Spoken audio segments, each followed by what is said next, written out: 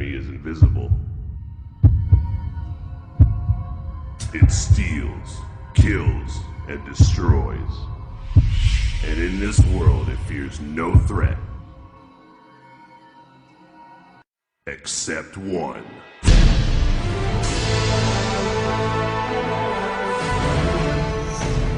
Organizations, including the United Nations, are pursuing the development of a one-world religious organization. Today, at the United Nations 55th anniversary, CBN News reporter Wendy Griffin takes a look at what's behind what this you push. see is happening now.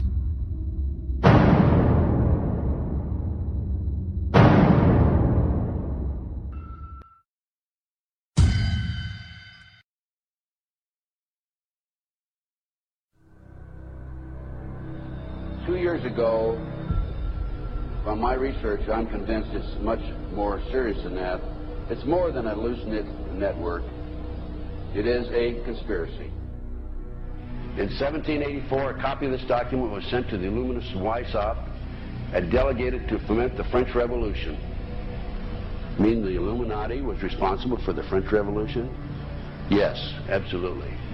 The courier was struck dead by lightning as he rode through Ratisbon on his way from Frankfurt to Paris. What about a little divine intervention there, huh? The police found the subversive documents on his body and turned them over to the proper government authorities. After careful study of the plot, the Bavarian government ordered the police to raid Weishaupt's newly organized lodges of the Grand Orient and the homes of some of the most influential associates, including the castle of Baron Bassen-Sonderdorf. Additional evidence was thus obtained, convinced the authorities that documents were a genuine copy of a conspiracy by which the Synagogue of Satan had controlled the Illuminati at the top, planned to use wars and revolutions to bring about the establishment of one kind or another of a one-world government, the powers of which they intended to usurp as soon as it was established. In 1785, the Bavarian government outlawed the Illuminati and closed the lodges of the Grand Orient. In 1786, they published the details of the conspiracy. The new order of the world, our enterprise is now a success. He said these blind slaves say they are free and highly educated, even as they march behind, notice this word, signs. Have you ever taken time to analyze a sign or a billboard or a logo?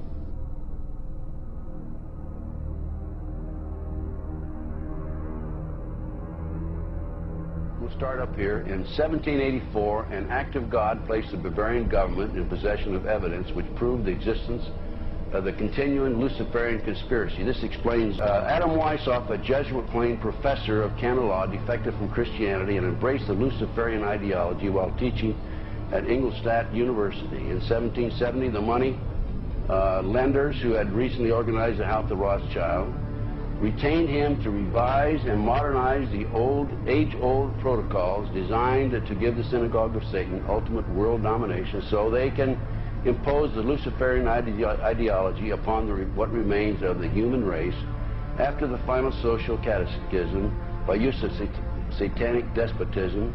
Weishaupt completed his task on May the 1st, 1776. It's a communist holiday, isn't it? May 1, 1776. The plan required the destruction of all existing governments and religions. In 1776, Weishaupt organized the Illuminati to put the plot into execution. The word Illuminati is derived from Lucifer and means holders of the light.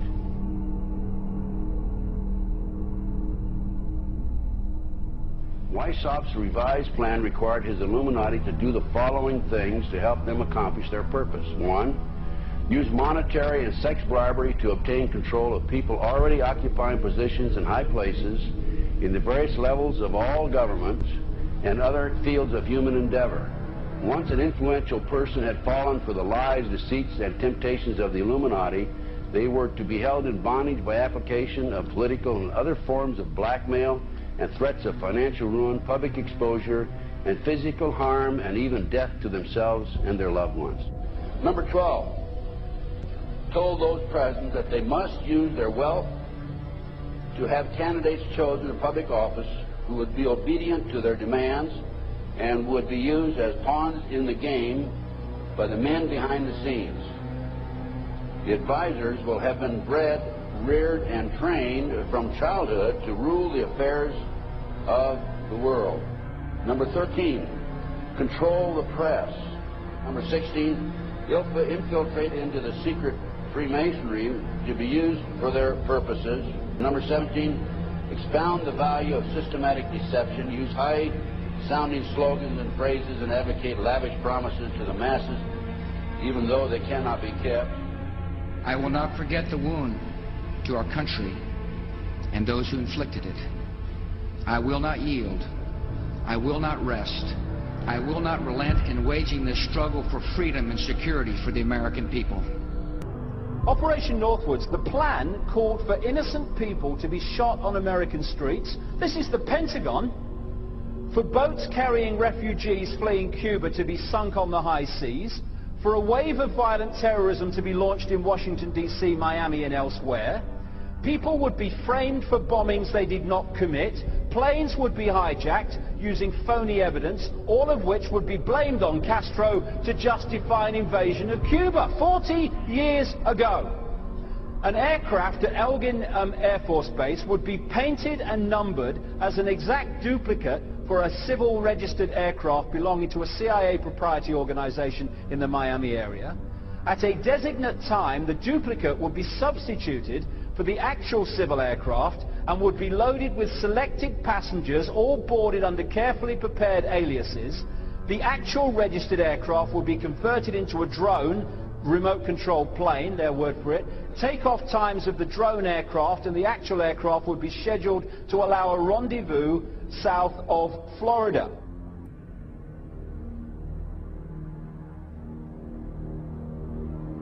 We have in this past year made great progress in ending the long era of conflict and Cold War.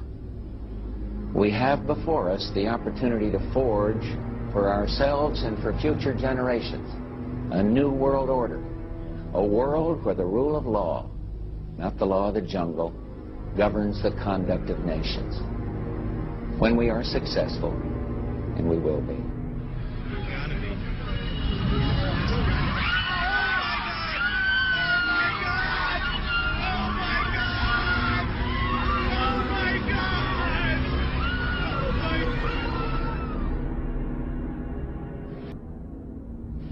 Fellow citizens will meet violence with patient justice, assured of the rightness of our cause, and confident of the victories to come. In all that lies before us, may God grant us wisdom, and may He watch over the United States of America.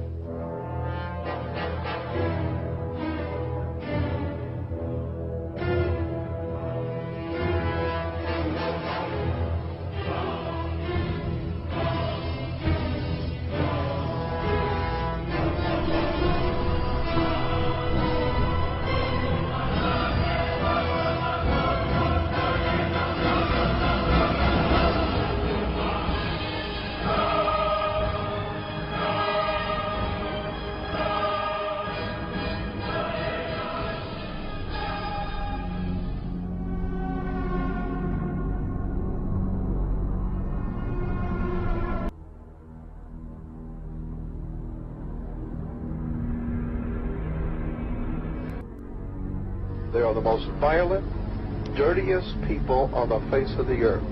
Somewhere, Americans are going to have to take their country back and start finding out who are these people. Who are these people we call our representatives? The Bushes. George Bush, the president, his father, went around the country talking about a new world order. The people who are running this country from behind the scenes do not care a thing about Americans or bloodshed anywhere.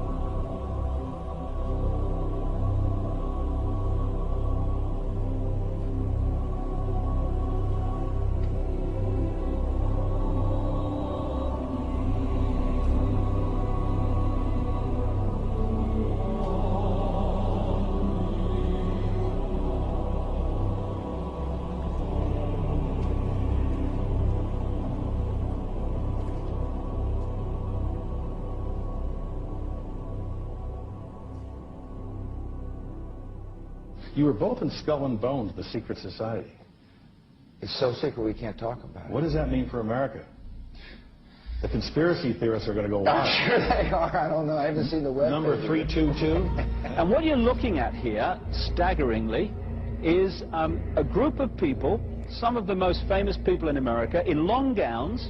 Behind them there, you see a 40-foot stone owl. And there's the fire between them, next to the lake at Bohemian Grove. Now, one might wonder, understandably, why the people that run the banking, political, economic system and the media in America should be dressed in long robes doing a ceremony to a 40-foot stone owl. I think we should be told. No doubt you'll be hearing about all the differences between John Kerry and George W. Bush.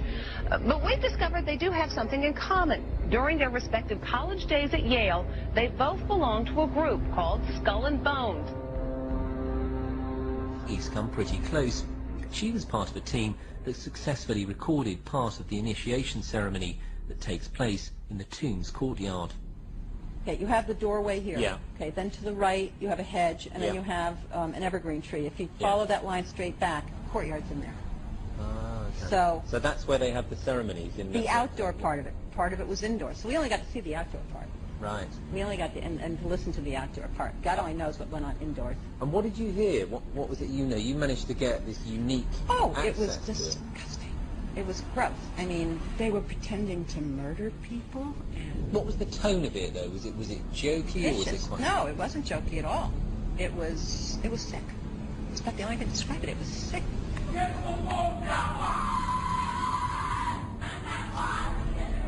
What you're hearing is the first recording ever made of the Skull and Bones initiation ceremony. It has never been broadcast before.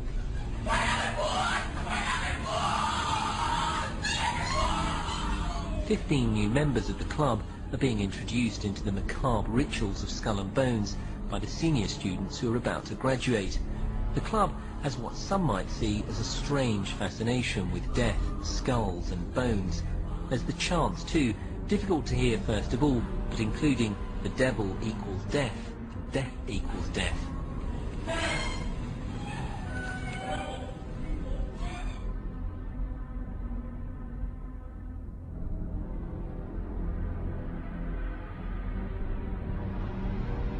But when you get into a secret society of spirit worshippers, then, and especially when you're invited there by the direction of the higher-ups in the spirit world, you never get out of there alive.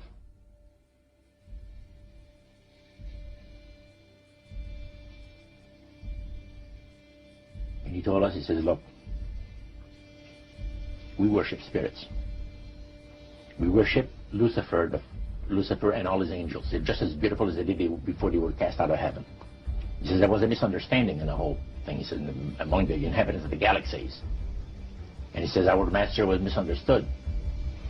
And they always praise the great master, Satan, as a super intelligent being that he is, beautiful to behold. And if he ever appears to you, you won't be able to look upon him because it'll be too bright.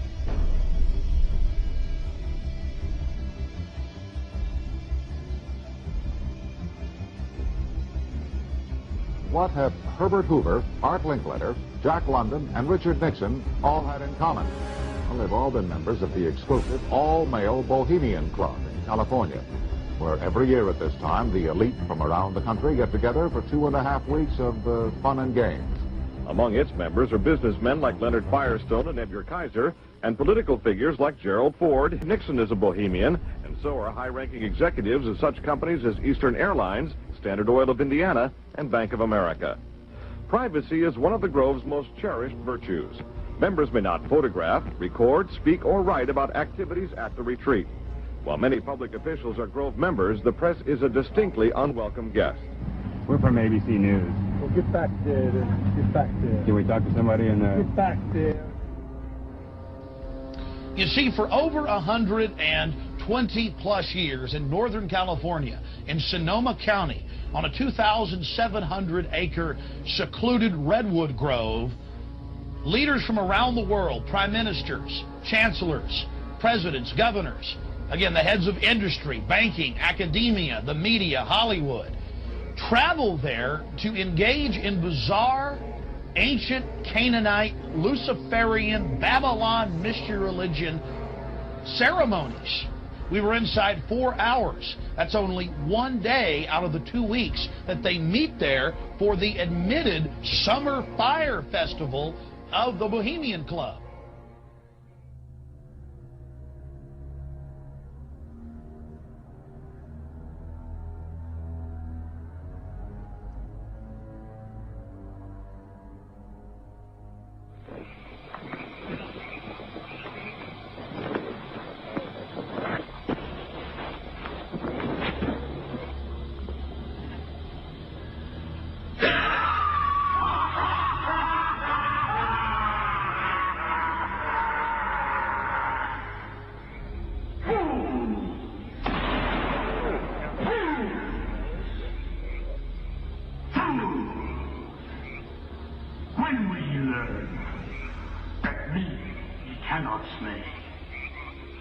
Year after year, he burned me in this room, lifting your puny shouts of triumph to the stars. But when again, he turned your faces to the marketplace, do ye not find me waiting at the home?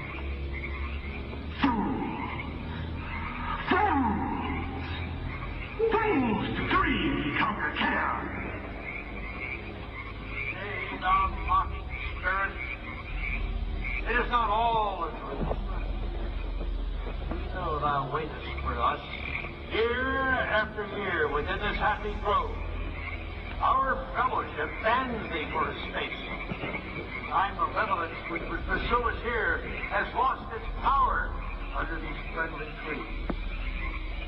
So shall we burn thee once again this night, and flames that eat thine effigy, we shall read the sign, Midsummer sets us free. Ye shall burn me once again.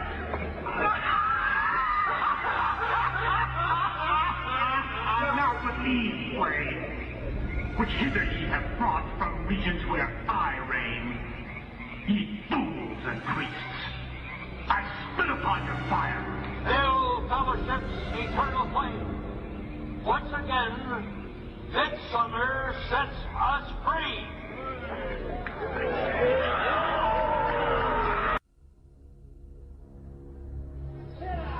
The Bohemian Club, as you say, the Bohemian Club, that's where all those rich Republicans go up and stand naked against redwood trees, right?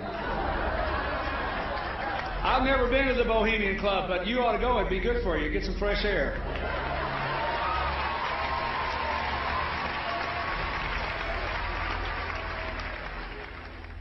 One last question. I read a Washington Times article many years ago where you had a comment about the organization, and then now it's been in the Wall Street Journal, it's been in a lot of different newspapers, and that's the Bohemian Grove. And back in, what was it, 1996, when you joined as a Clinton advisor, the Republicans were criticizing you. Oh, what about Bohemian Grove? And then you countered them by saying, "Hey, I don't run around in the woods naked." What did that mean? Here is the before-mentioned Washington Times article where he said, "I didn't run around naked like they do." I don't know what quote you're referring to. I'm not aware of any quote like that. Listen, I am a happy member of the Bohemian Grove. I like the folks who come there, and it's really inappropriate for me to talk about the group beyond that. Thank you. Have you been there for the ceremony with the cremation of care? Frankly, I don't think that's something I need to talk to you about. Really? That's right. Well, I'm Alex Jones, and I snuck in there in 2000. I'm the guy that blew it wide open and got the video. It's been on national TV.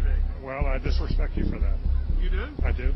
But there's a lot of big public officials going in there. Don't we deserve to know? I don't know anything about you, and I don't know anything about your film. But if you go in there with an understanding, you violated that understanding by releasing that film, and I don't respect you for that. Really? I'm sorry. You took an understanding when you went in there that you would not do that film. And did you have an understanding when you went in there? No. Did you crash it? Yes. Yeah. But what about the ritual? Is the ritual genuinely?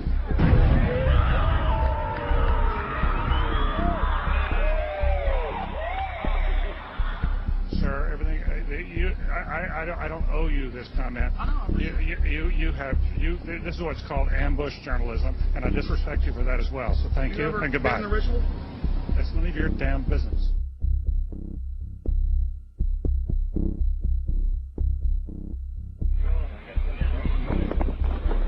Wow. Prince of all mortal wisdom, our Bohemia, we beseech thee, grant us thy counsel.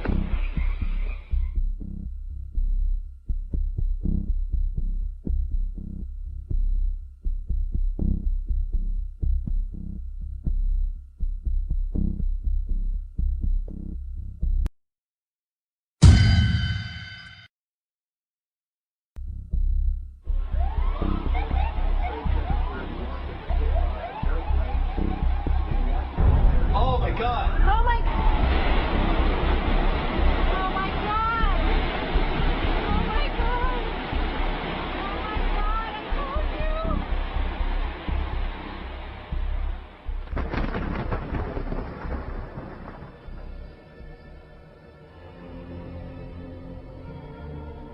you! Today our nation saw evil, the very worst of human nature.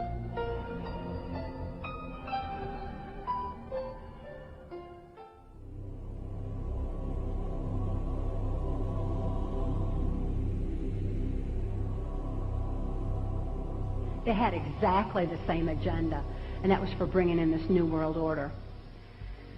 I heard George Bush talking at that time. He was talking to Bill Clinton, and I've just photographically recorded it and wrote it verbatim in our book. That when the American people became disillusioned with Republicans leading them into the New World Order, that Bill Clinton, as a Democrat, was going to be put into the office of president. This was decided in 1984. Actually, I'd heard about it even prior to that. But that, as of 1984, they were already discussing it as an absolute fact.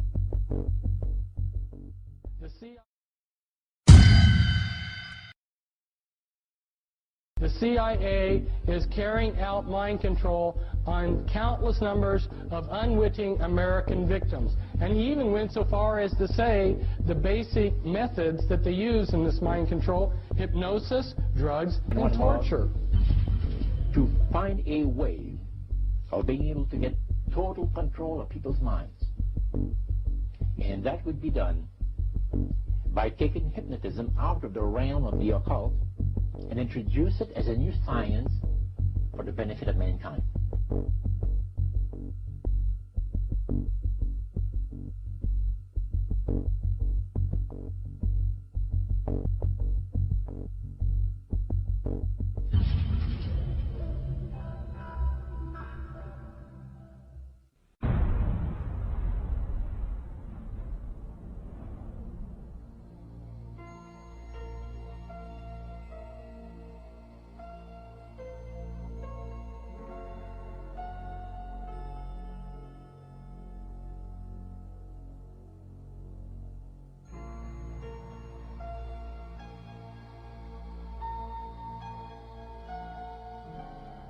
Reflecting a policy of genocide either against the Tibetan people themselves or against their culture.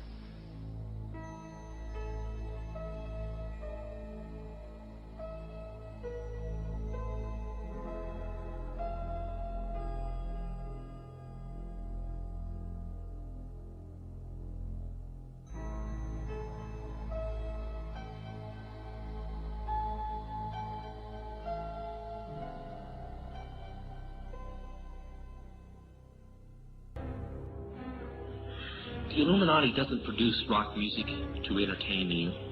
They don't produce rock music to make money. They don't need that money. They own everything anyway. They do it to put demonic influence in your life.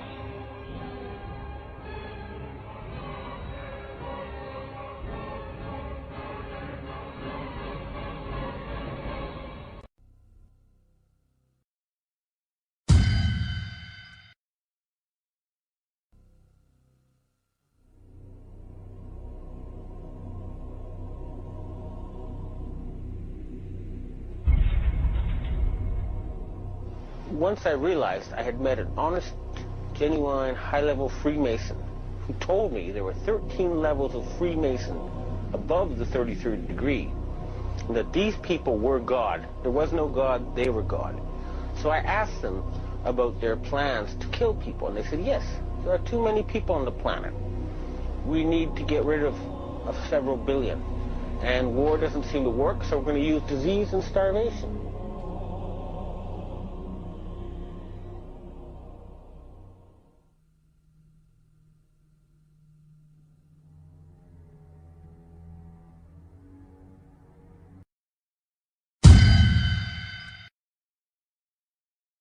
The Anunnaki are systematically disarming, disabling, deactivating, and destroying nuclear weapons of all sorts around the world.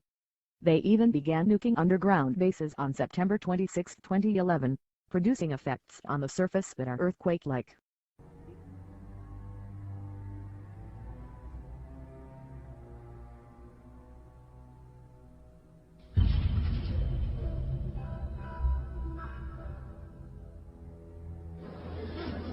He knew what was happening, and he attempted to warn us when he left office. He told us, quite bluntly and in no uncertain terms, to beware of the military-industrial complex.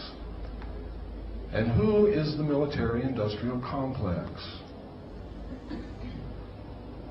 It is the members of the Council on Foreign Relations, and since the inception of the Trilateral Commission as well.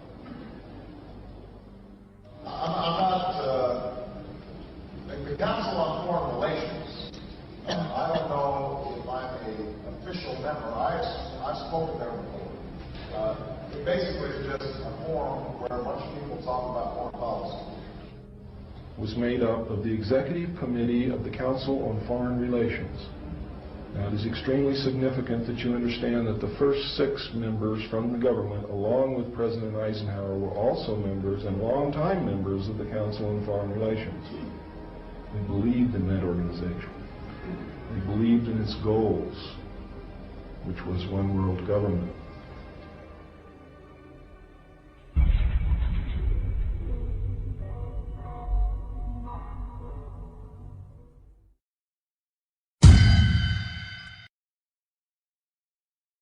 FEMA plays a vital role in the New World Order. When the gods return, there will be confusion, death, and destruction, and possibly extinction-level ecological disasters. This is why FEMA has been preparing coffins and detention camps for U.S. citizens, and why FEMA has clearly been preparing for the declaration of martial law. This is also why FEMA is training for a so-called alien invasion. Number 15, create industrial depression and financial panic, unemployment, hunger, shortage of food. Use this to control the masses or the mobs, and use the mobs to wipe out all those who dare to stand in the way. Well, I'll tell you right now, every expert I've talked to is talking about food shortage. And it's coming, I'm convinced. What were they? Because I'd never seen anything like that. And says they're disposable coffins. They were stacked, he told me, 15 high.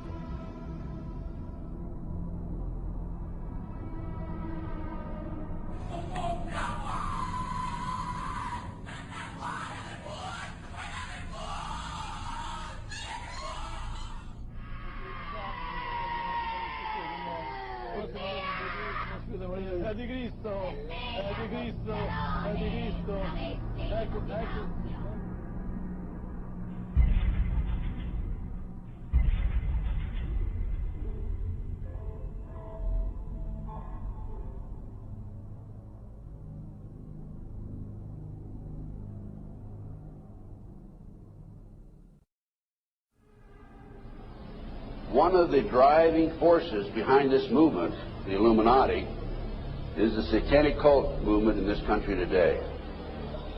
So I began my little journey forward. And one of the matters that I developed information about was An individual I learned about was Aleister Crowley. He likes to have his name pronounced Crowley to rhyme with holy. And the Satanists today, and for the number of years in the past, have basically used his philosophy and his writings as a guide. He had so many Masonic degrees that you could fill up 5 pages of a book with them. This guy was probably the most highly honored Mason in the world. He styled himself the wickedest man in the world. He believed himself to be the great beast. And he changed his name to Aleister Crowley so it would add up in both English, Hebrew, and Greek Kabbalah as 666. In 1904, Crowley had a communication with an extraterrestrial being named Iwas. And this being, through his wife, kind of a channeling type operation, brought forth a book that was called the Book of the Law in 1904. And this book declared that the slain and risen God, i.e. Jesus, had stepped off the throne, and that a new God, the crowned and conquering child, was taking his place. As a result of this, Crowley proclaimed the end of Christianity and the start of Crowleyanity. Crowley taught that the way you could live forever was by vampirizing little children sexually. And he personally bragged of having slaughtered 150 male children in 1 year. This is why he was called the wickedest man in the world. And now listen to things, the greatest and purest force. A male child of perfect innocence and high intelligence is the most satisfactory and suitable system. We're talking about human sacrifices.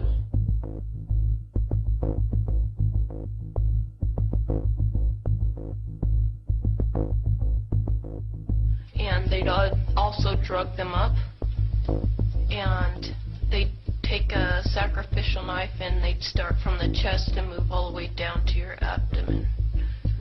And then that's how they sacrificed, and they'd collect the blood and they'd drink it. When the mid-September through mid-November, they sacrifice babies and nothing but babies because they need the pure blood of the untainted children. And I didn't understand what it was like. I can't believe I'm seeing this every year of my life. I've experienced that, and that was the hardest part for me. It's like hearing those babies literally scream and cry, and then seeing their blood flow. The little boy was taken to a basement. He was crucified alive. First he was skinned. Why is it that no one knows this? Because there's Satanists in the police force and also in the government, the army. They're everywhere. They're even on the council of the representatives of the United States also. And they're silenced because this is not being exposed because they don't want it to be exposed. Because they're really good at lying and hiding things. Rebecca, what happens to the people that want to come out of Satanism? They get killed. They get followed. They get taken. They get sacrificed in front of the congregation of the Satanic Church. Why? Because they know too much information about the Satanists and who their names and places of where they keep the people underground. And they just know too much information. It's like being in a gang or in a mafia. You don't get out alive without consequences.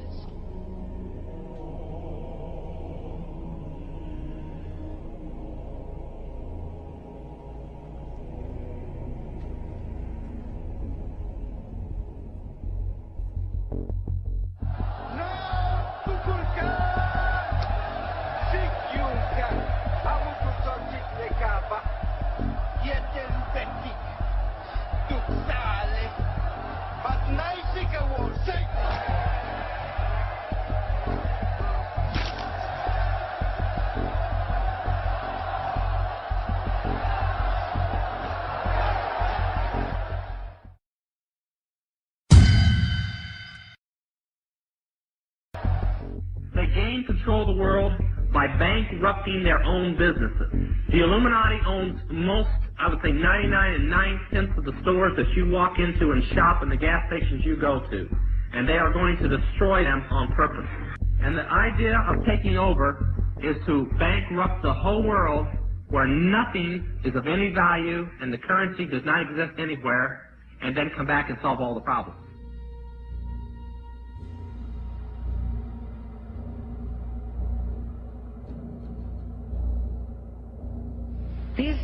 These guys who are manipulating my mind and programming me for mind control purposes claimed, and these criminals in control of our country as well, claim to be gods, demons, and aliens, in order that I feel totally helpless, in order that I felt like they were beyond my realm to affect.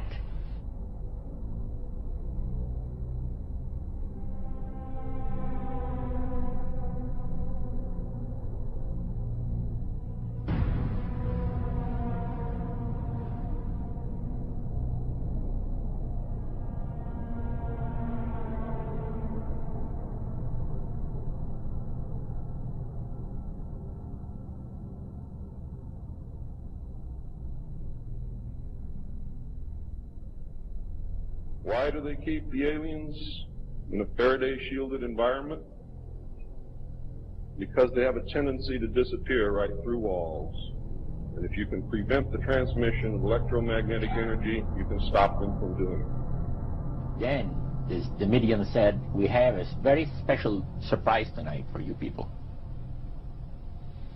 A spirit will manifest itself openly here in a few minutes. And right through the wall. Now, the lights weren't terribly bright, but they were like living room lights.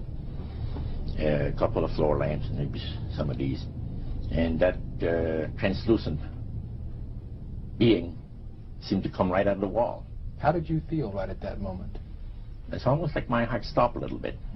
You know, very weird feeling. So it was a lady in a beautiful evening gown, swirling.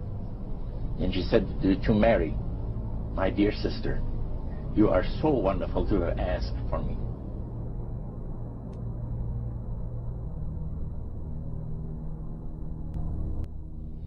So, he said the supposed spirits of the dead that you're talking with are demon spirits. They're fallen angels. They're beautiful beings. Just set it out, just like that. Oh yeah. The priest explained that when people believe in this business, they are actually opening themselves to be completely deceived by demon spirits, because it gives the demon spirits an opportunity to impersonate the dead, see, and for people to believe their lies.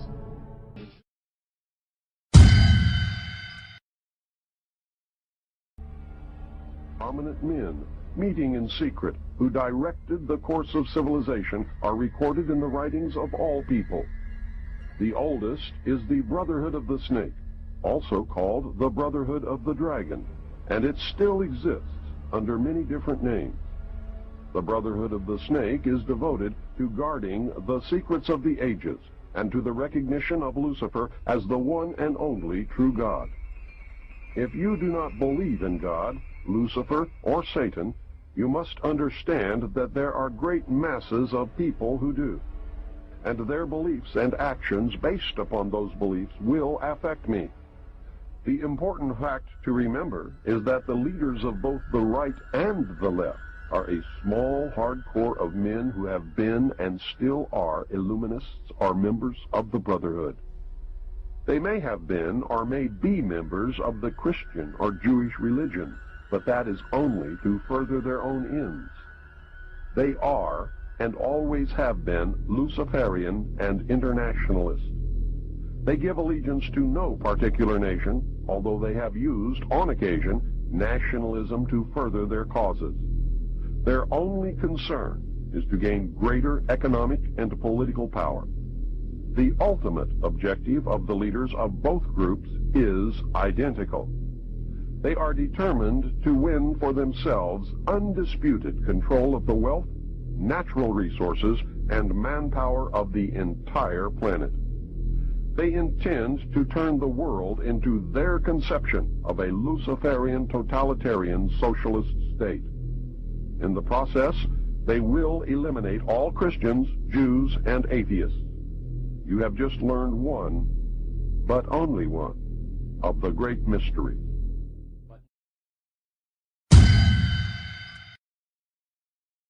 But now it had to change. Lucifer says we have to make sure that people, humans, get to believe that Satan and his angels do not really exist.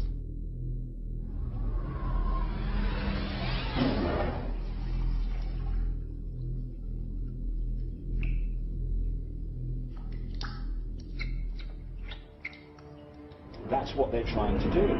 They're trying to disconnect us from multidimensional infinity so that we don't see the world from that perspective and therefore see through the illusion and see through the nonsense and see through the lies.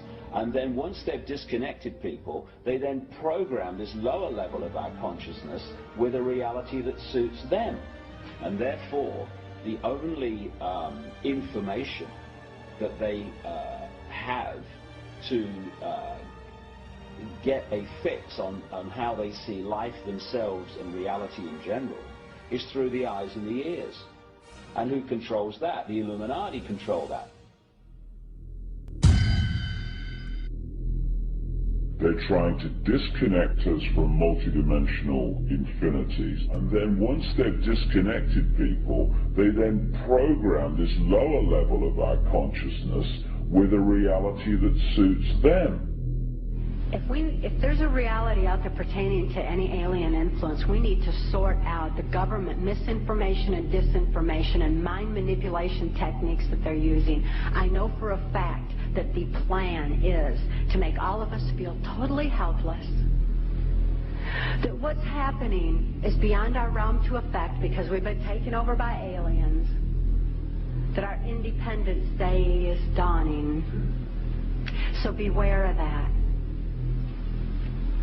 Understand that those criminals have been keeping information and technology from us under the blanket of national security. They are 25 years ahead of us at least. They're way ahead. So when they say, it's aliens, and they show us some incredible technology, don't fall into the trap of feeling totally helpless, that this is beyond our realm to affect. Superstition begins where knowledge leaves off. And they have been keeping knowledge from us for a long time. People have all kinds of belief systems. And I'm sure each and every one of you has various and different belief systems as well. I'm not saying that there's no such thing as aliens. That would be foolish of me to even say anything like that at all. But what I am saying is that it was my experience that these were people claiming to be aliens. The UFO thing is integrally tied into this in some way. I'm not exactly sure how, but if extraterrestrials are real, then they're controlling everything, believe me. If they're not real, they're being used as a threat from without to scare people into coming into this one world global unity of humanity in order to face that external threat. But in the process, we're going to lose. The ordinary man will lose.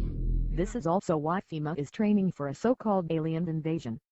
And when the gods begin their descent, FEMA will have you believe that Earth is being invaded by hostile extraterrestrials and that FEMA has your best interests at heart. But these are not invaders. They are our saviors. And FEMA, rather than developing a strategy to help you, have already made your coffins. The false flag alien invasion theory is, itself, a psyop. There will be no false flag alien/UFO invasion. The worldly powers that be want you to think that they've planned a staged extraterrestrial invasion because, unlike the unawakened masses, you can't be fooled into thinking that hostile aliens are invading when the Elohim return. You need to understand, disinformation is deliberate deceit to hide other things. And so there's so much of that. And some of it is surprisingly well-sponsored disinformation. I'm going to sum up this talk and mention an overview of the alien agenda. The alien agenda is really decimate the planet to take the remaining human subjects as slaves, and the aliens would use this planet for their own means. My question I'd like to ask is this. If the aliens have a 1,200 IQ, can speak all these languages, and are so powerful, what prevents them from just taking over? Well, it's a good question. We're an alien species to them, and our germs have a tendency to kill them. They're also a dying race, and they're in far worse condition than anybody with the worst case of terminal cancer. They are in need of us to some degree. And some of it is surprisingly well-sponsored disinformation. So I think my question is actually to Clifford Stone. You said that you had seen aliens on a craft that had crashed. I wondered if you could describe what they looked like. I could, but it would probably take a whole lot of time. The reason I state that, when I got out in 1989, we had cataloged 57 different species. You have individuals that look very much like you and myself that could walk among us and you wouldn't even notice the difference. The situation is that you have various types of what we normally call grays. We didn't call them grays in the military, but you had at least 3 types of the grays. You had some that were much taller than we were. The unique thing that I'd like to point out for the most part is that the entities that we did catalog were in fact humanoid. Now this created a situation where the scientific community was trying to figure out why that would be the case, because you would expect that if life evolved on other planets that they would take on some type of other being, so to speak, not necessarily look humanoid or be bipedal such as we are. But apparently we got quite a few of the species out there that are humanoid in appearance, and that creates a question that yet has to be answered by science.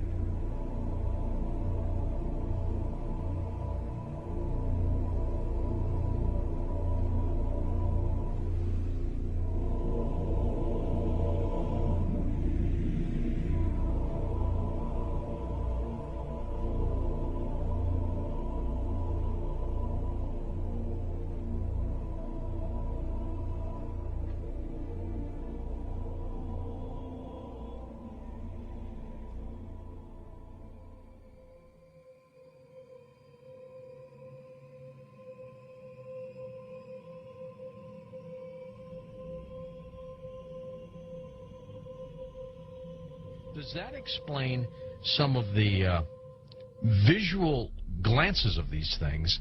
They seem to just simply disappear. They're gone. Exactly. I mean, they're appearing out of nowhere and then disappearing right in front of people, and that's why scientists who have no access to grind, they just say that it doesn't make that much sense. And also, if they're just trying to observe us, to take account of what we're doing on Earth, I mean, after a while, after so many months or years or centuries, it kind of gets old. They either would take us over, or they've already discovered all the information they need to know about Earthlings, and so they're just going to take us over or make first contact and just sort of do what they need to do next. To endlessly observe us, it doesn't make any sense.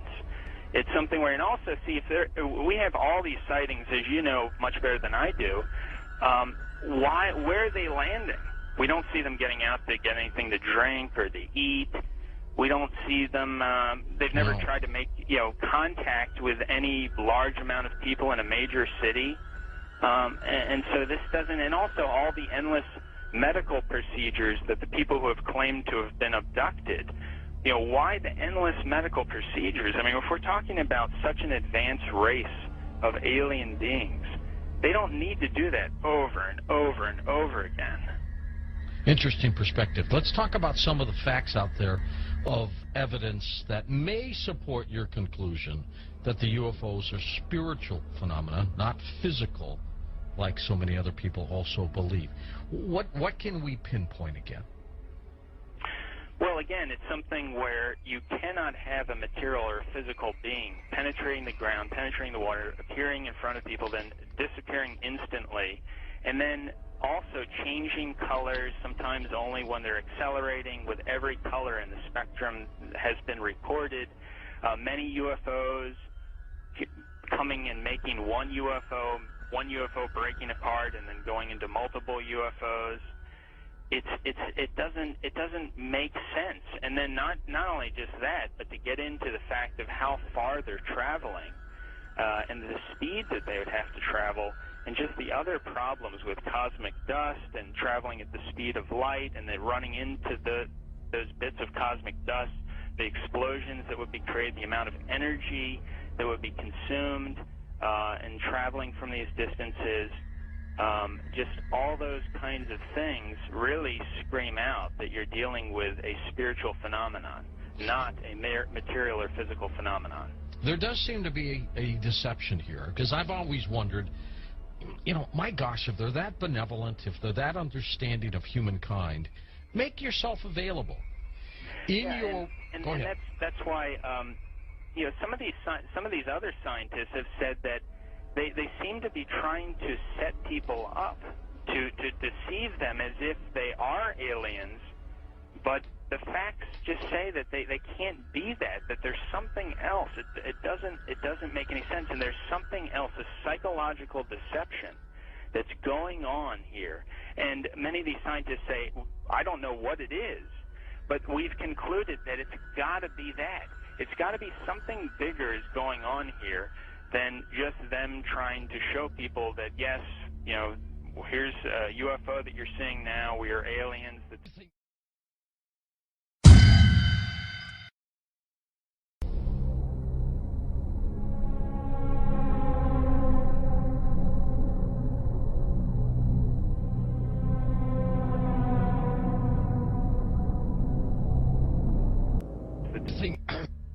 Do you think humans are involved in the deception? I'm losing my voice here. I gotta pop it back.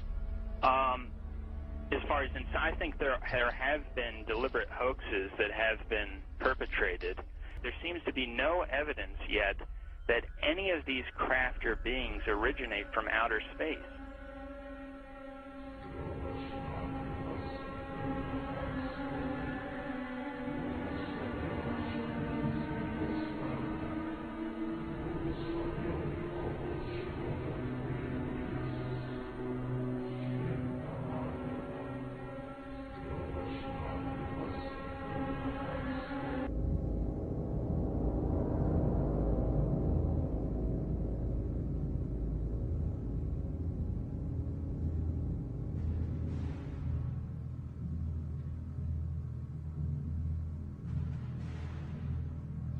They appear to have the ability to materialize and dematerialize without a trace. One of the great mysteries of the UFOs isn't seeing them, is trying to figure out where are they when you don't see them. They both argued that these things are demonic. Conclusion from that both J. Allen Hynek and Jacques Vallée and others have come to is that they're hyperdimensional, that somehow they come from another dimension periodically.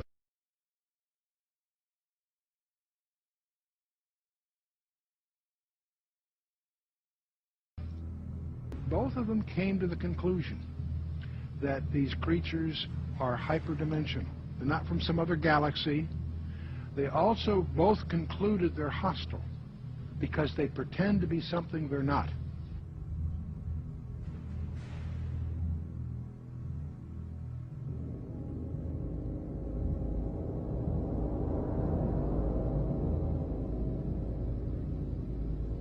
I believe the evidence clearly points that they are, in fact, demons.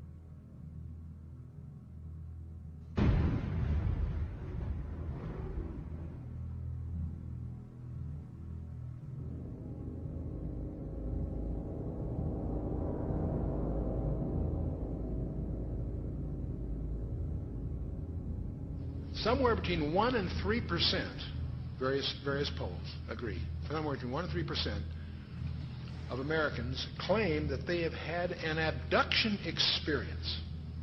That's over 5 million people, or in that neighborhood. Not a few thousand deranged people, not a few, disaffected. This is, we'll talk a little more about this. This is a very, very disturbing phenomenon in the counseling profession. Now, part of the problem of the UFOs is they have some paradoxical behavior. On the one hand, they're seen by multiple competent witnesses. They are plotted on radar, sometimes multiple radars simultaneously. They leave tangible traces on the ground, sometimes radiation, evidence of burning, and other things. So they are apparently real in the sense of being physical, on the one hand. There are photographs. Sometimes they show up on photographs, sometimes they don't. But here's the problem. While they seem to be tangible on the one hand, they exhibit behavior that can't possibly be physical. They can go in excess of 6,000 miles per hour without sonic booms. What on earth does that mean? I'd like to know how they do that trick. They've been plotted making right-angle turns at over 16,000 miles an hour. That defies the laws of physics. That's now perhaps the most disturbing thing of all. They appear to have the ability to materialize and dematerialize without a trace. In his book, Secrets of the UFOs, ufologist Don Elkins made the following observation. I have found that some people can achieve the contact phenomenon simply by being hypnotized, and the same general message permeates over 90% of the millions of words received by thousands of people around the world. No one knows what hypnosis is. No one knows what goes on in the mind. It's an altered state of consciousness like yogis and witch doctors have been practicing. It loosens the normal connection between your spirit and your brain, and of course if the hypnotist can't control you, make all kinds of suggestions, make you think things are happening that are not happening, make you think you have powers that you don't, experiences that you haven't, even implant memories. Other beings, if there are other minds out there, they could also do the same thing.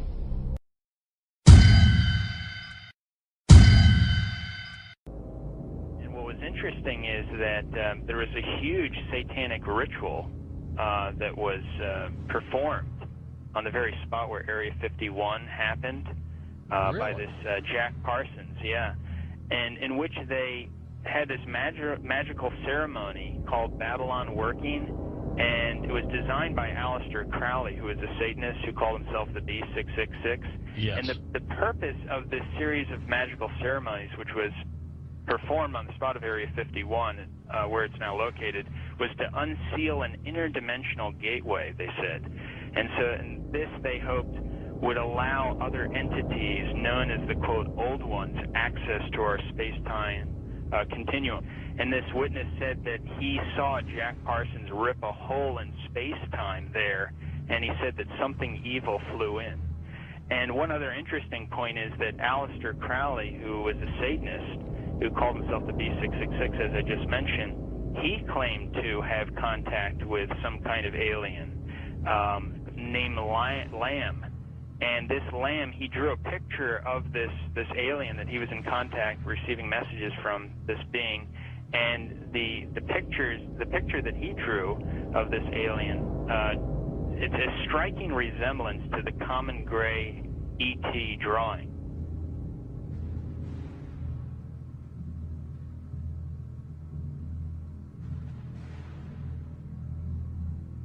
And obviously they have the secret base there where advanced aircraft is being tested. And so it's not one or the other, it's actually both. And what's interesting is this fellow Jack Parsons, who was the main person involved in the satanic ritual, he was involved in creating some of the most advanced technological stuff that we have right now in rocket propulsion systems. He was even involved with a lot of stuff that NASA does. They even named a crater on the moon. It's called the Parsons Crater. It was named after Jack Parsons. Right. So you see all the connections here. You know, I've long believed that if there is satanic activity on this planet, and I believe there is, if they are in constant communication with these demons, or even if they conjure them up, Brother Michael, is it possible they do with their rituals and things like that?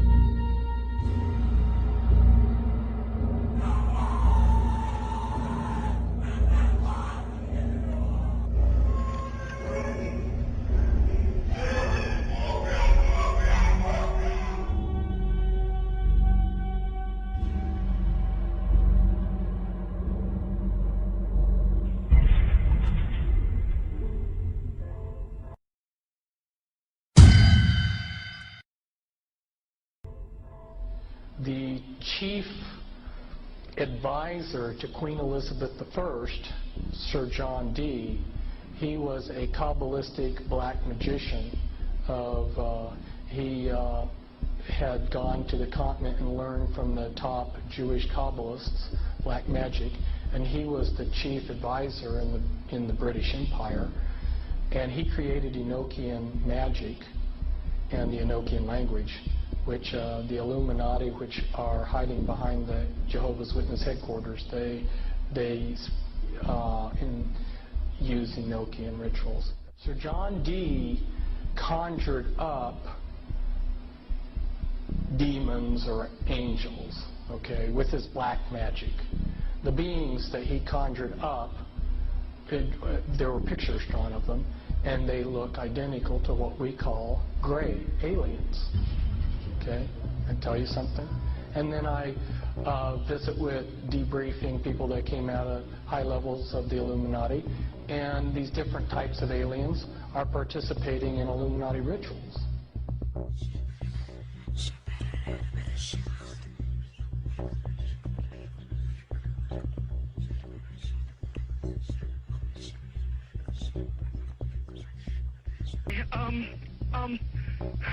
Okay, what we're thinking of as aliens are they're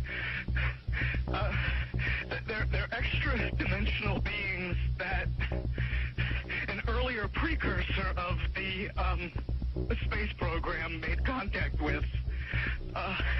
They are not what they claim to be. They have infiltrated a lot of aspects of the military establishment, particularly the Area 51. The disasters that are coming, the military, I'm sorry, the government knows about them, and there's a lot of safe areas in this world that they could begin moving the population to now aren't. But they're not doing anything. They are not. They want the major population centers wiped out so that the few that are left will be more easily controllable.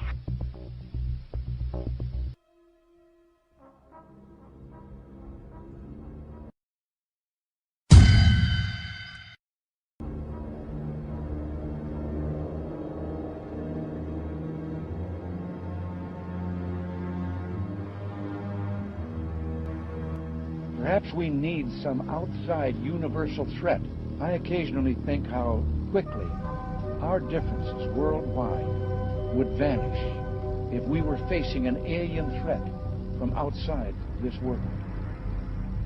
And yet, I ask you, is not an alien force already among us?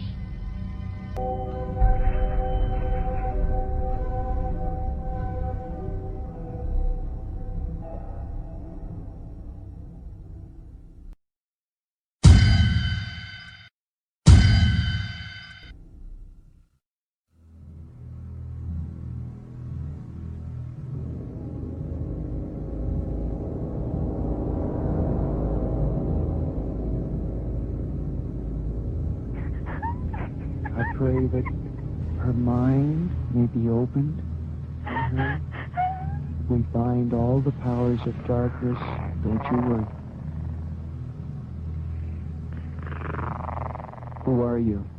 Who are you? The keeper? Rebecca? Rebecca, keeper, get out of the way. I command you to stay out of the way. Rebecca? Yes? Say, I, Rebecca, Rebecca. want love. Stay out of the way, keeper. Stay out of the way. Say, I want out. I want out. Say, I put my trust I put my trust in God. in God. In God. Stay out of the way, keeper. God. No, maligno, è Cristo più forte. Cazzo via. Di la verità. Di la verità.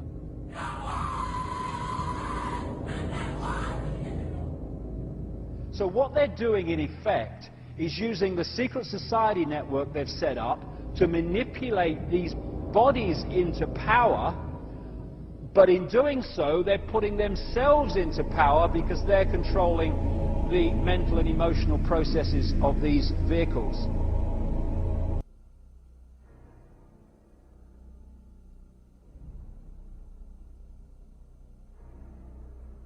There are many different kinds of entities that do not have a human form, that operate just outside of human sight, and history has recorded them as demons and all this stuff. But the reptilian part of it seems to be very significant to the controlling systems on the planet today.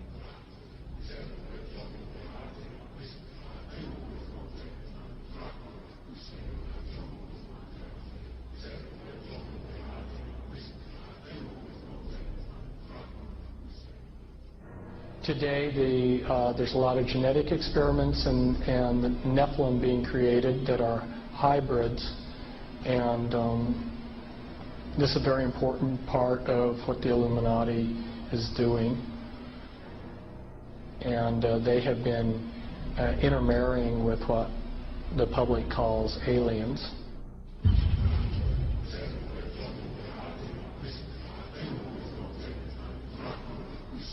So that these people aren't human as we would know human. They've been pretty thoroughly demonized. The bottom line is I have concluded that there are no good aliens. The aliens are demons, And we've got a mixture going on of demons and flesh and blood, and we've also got other genetic experiments.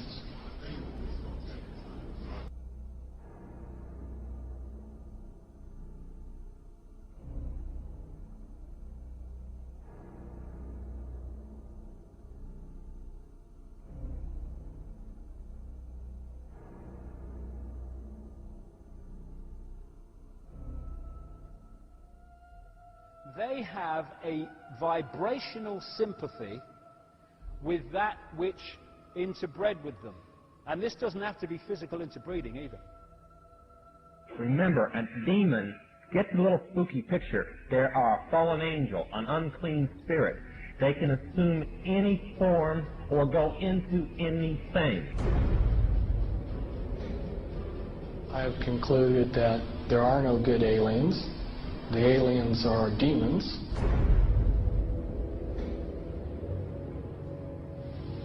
We can establish through this testimony that these objects of extraterrestrial origin have been tracked on radar going thousands of miles per hour, stopping and making right-hand turns. That they use anti-gravity propulsion systems, which we have already figured out how they work. That extraterrestrial life forms have been retrieved, and their vehicles have been taken and studied thoroughly for at least 50 years.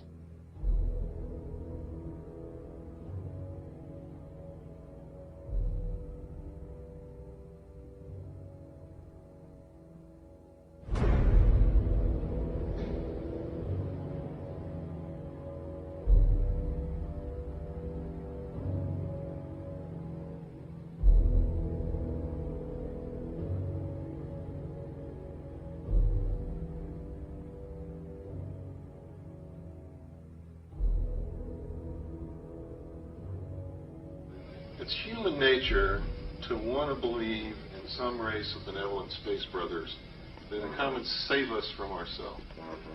But it's not logical, and you can't make it work any way you look at it.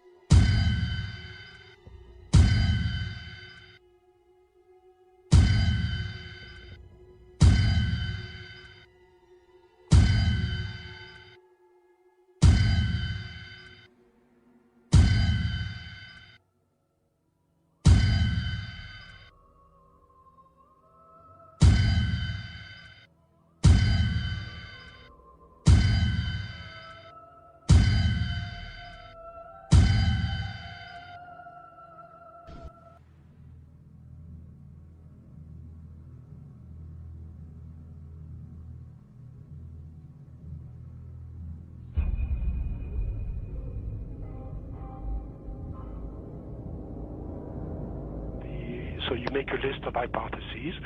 This is obviously not, not a natural phenomenon, and the extraterrestrial explanation seemed to be the best one. Why shouldn't we know that there's got to be life throughout the universe? So why shouldn't it be able to come here, especially since there must be civilizations there that are thousands, if not millions of years ahead of us? But then, as you get more and more data, you realize that's not what the witnesses are describing.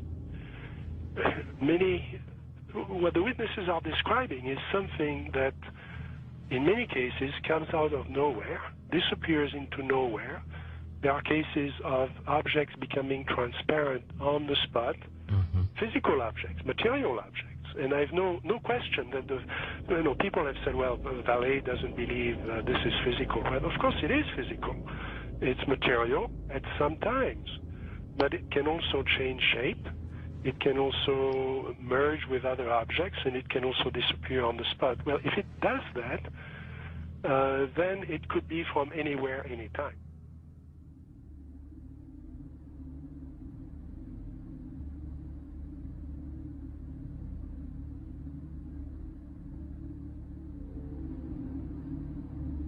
We always try to, to discredit the old legends, trying to say, no, these people were crazy, they thought everything was possible.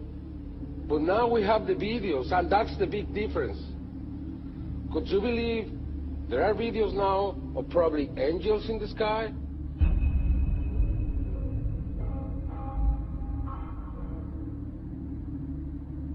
And then I started looking at some of the things that didn't fit.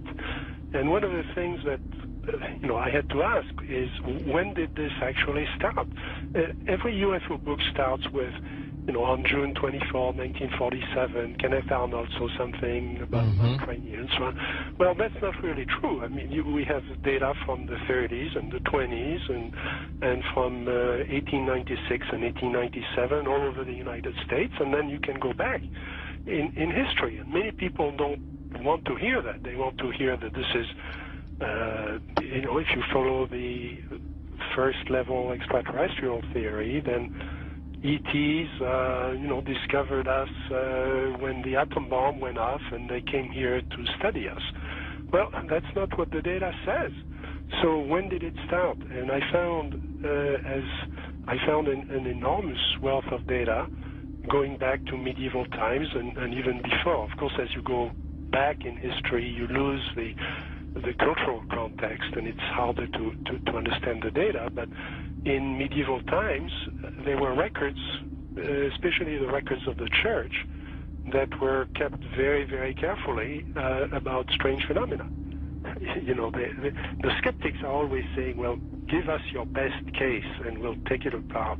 There is no such thing as one best case in any field. You have to look at an accumulation of cases and look for patterns, and then that's how the phenomenon reveals itself to you. And for a long period of time, or for a period of time, I believed it was extraterrestrial. I now believe it is interdimensional, the phenomena. In other words, we're looking at so-called spirit beings from another dimension. And I back this up in the new book by equating it to ancient manuscripts where these beings manifested to human beings and what their reactions were, and then comparing it to reactions present day of people who have had encounters, and the similarities are striking. Backs it up. There's a scripture, once again, from our spiritual handbook, which says that basically fallen angels can appear as angels of light if they so choose. Okay? They can appear as angels of light if they so choose. That's a shapeshifter, but it shapeshifts. It can appear as whatever it wants to. I believe that I wanted to know just how true all of this was, and I began a program of research to find out if extraterrestrials were real. What I discovered was amazing. What I discovered, ladies and gentlemen, is that there has been a plan in existence to create an artificial extraterrestrial threat to this earth in order to create a one-world totalitarian socialist government. All the bombardment of the public with movies about flying saucers in the 50s, right after the United Nations Treaty was signed and the UN Participation Act was pushed through Congress, and all of the incidents since that have convinced the majority of the American people that flying saucers are real and extraterrestrials exist, and that flying saucers are from an extraterrestrial origin. This is being promulgated in many ways, by television commercials, in the movies, in the newspapers, by creating incidents either real or imagined.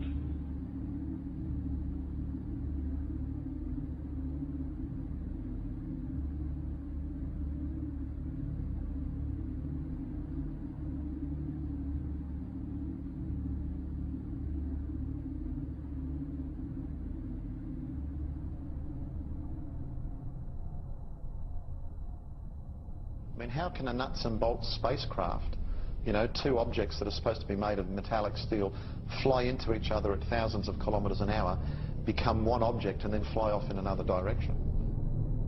He says the UFOs do not seem to exist as tangible manufactured objects. They do not conform to the natural laws of our environment. They seem to be nothing more than transmogrifications tailoring themselves to our abilities to understand. The thousands of contacts with the entities indicate that they are liars and put-on artists. The UFO manifestations seem to be, by and large, merely minor variations of the old age demonological phenomenon.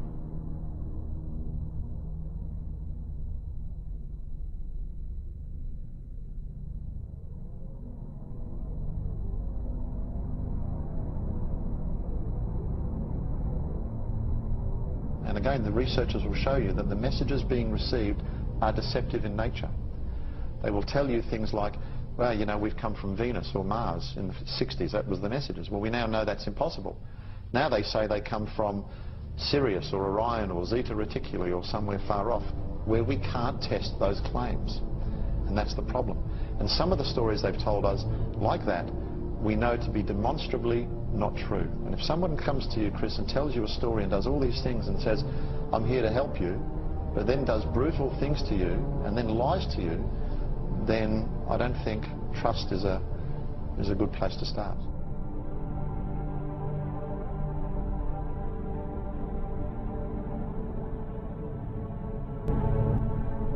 There is no evidence, I wish to emphasize, that these life forms from elsewhere are hostile towards us.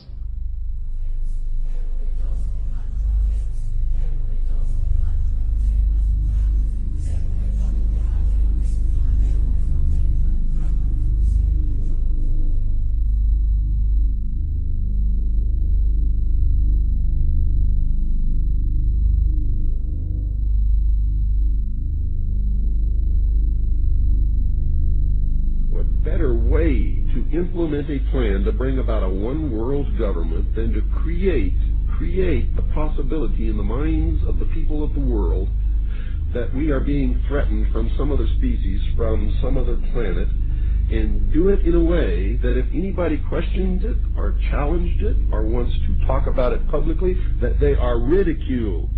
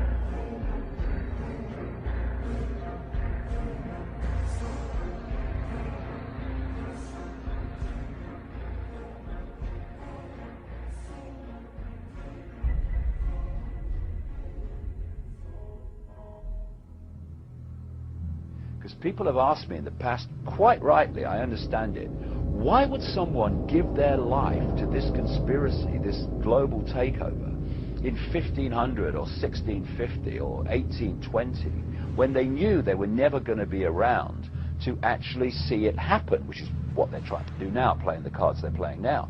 The answer to that is they were just vehicles. These entities are the common force passing through history.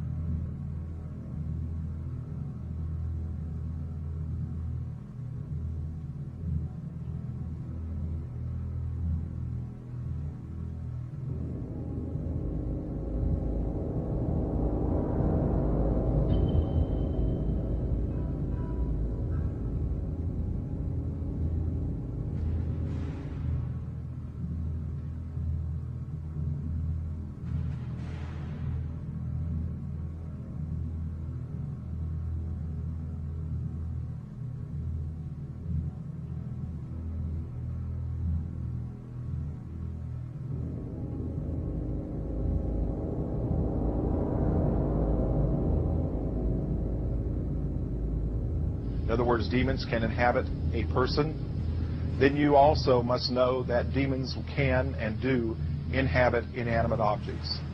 I've seen it happen over and over again.3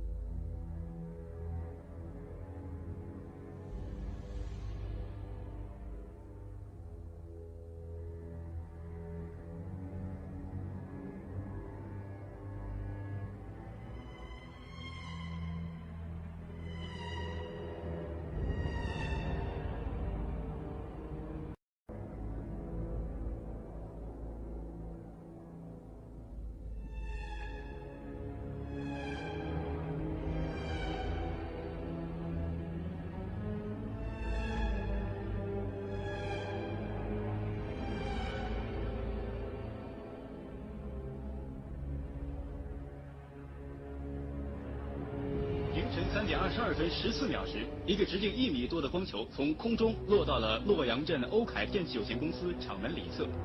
落到地面后，这个光球就不停地抖动，约45秒钟后，抖动加剧并开始变形，长出圆形的四肢后，迅速向厂区移动。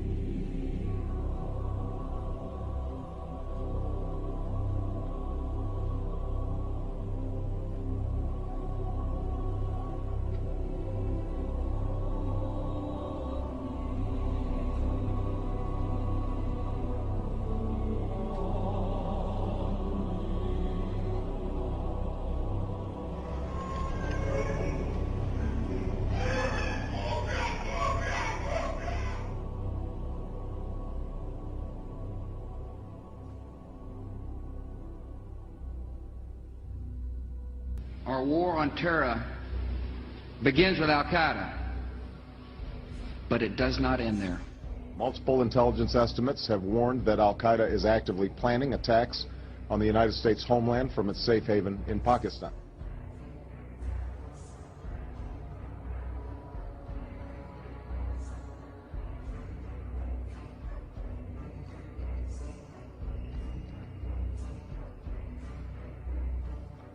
The last time you had an actual president was Kennedy.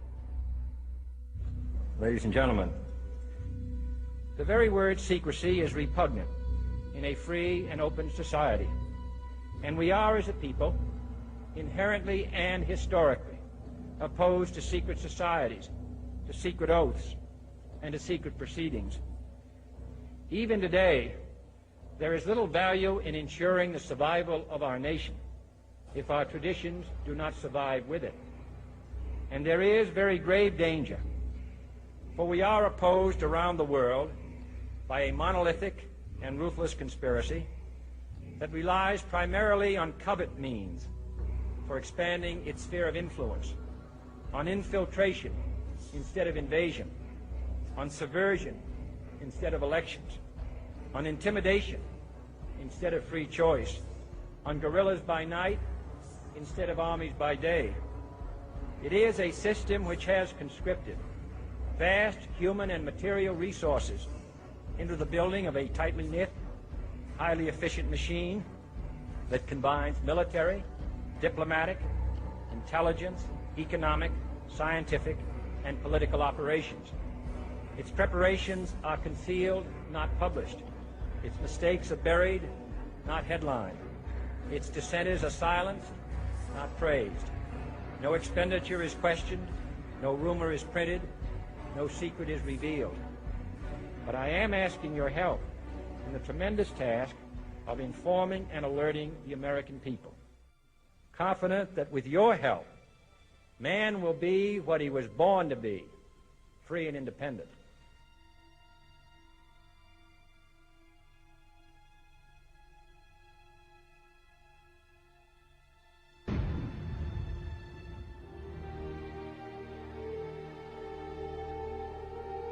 For I have complete confidence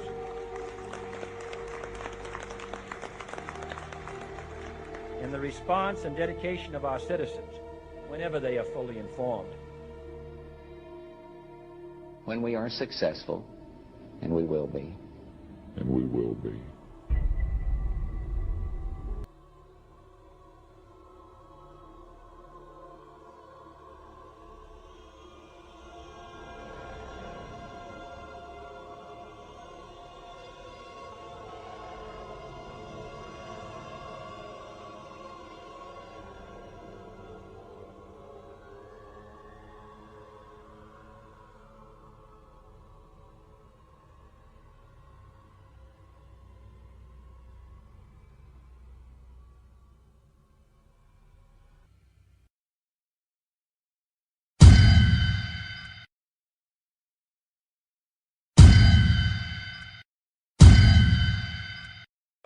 A number of things that I've heard from people in the Pentagon, that the buzzword in the secret of secrets in the Pentagon is the Sumerian gods are returning, and that's what they're referring to as that whole area that Peter's. Wow! Can you repeat that again, just in case anybody missed it? The buzzword in the Pentagon, and the military circles that are in the know about the cover-up here,